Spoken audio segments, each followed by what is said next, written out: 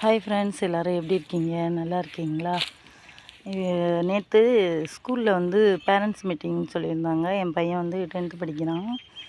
அப்போ வந்து டீச்சர் என்ன சொல்லியிருந்தாங்கன்னா, பிள்ளைங்களாம் கொஞ்சம் நல்லா படிக்க சொல்லுங்கள், 10th பப்ளிக் வருது அப்படின்னு சொல்லியிருந்தாங்க.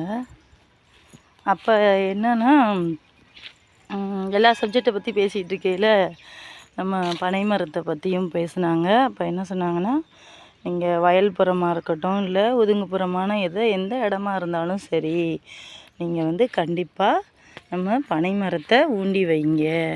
பனை மரத்தில் நிறையா வந்து பலன் இருக்குது விவசாயிகளுக்கு அப்படின்னு சொல்லியிருந்தாங்க. அப்போ எனக்கு வந்து ரொம்ப சந்தோஷமாக இருந்துச்சு. இப்போ நாங்கள்லாம் நூறுநா வேலையில் வந்து நிறையா பனை மரங்கள் ஊன்றதுக்கான அந்த பனை விதையை வந்து நிறைய இடத்துல போட்டிருந்தோம். சில இடங்களில் வந்துச்சு, சில இடங்களில் வந்து வரலை. அதனால் வெயில் இருக்கிறதுனால அது முளைப்பு திறன் இல்லாமல் போயிடுச்சு. நல்லா மழை நேரங்களில் நம்ம வச்சுருந்தோம்னா கண்டிப்பாக பனை மரம் எல்லா இடத்துலையுமே வரும். பனை மரம் வச்சுருந்தோம்னா பனங்கிழங்கு சாப்பிட்லாம், நொங்கு சாப்பிட்லாம், பழம் சாப்பிட்லாம். நிறையா வந்து பனை மரத்தில் நிறையா பெனிஃபிட் இருக்குது. கண்டிப்பாக எல்லோரும் பனை மரம் வைக்கணும்னு நான் வேண்டி கேட்டுக்கிறேன்.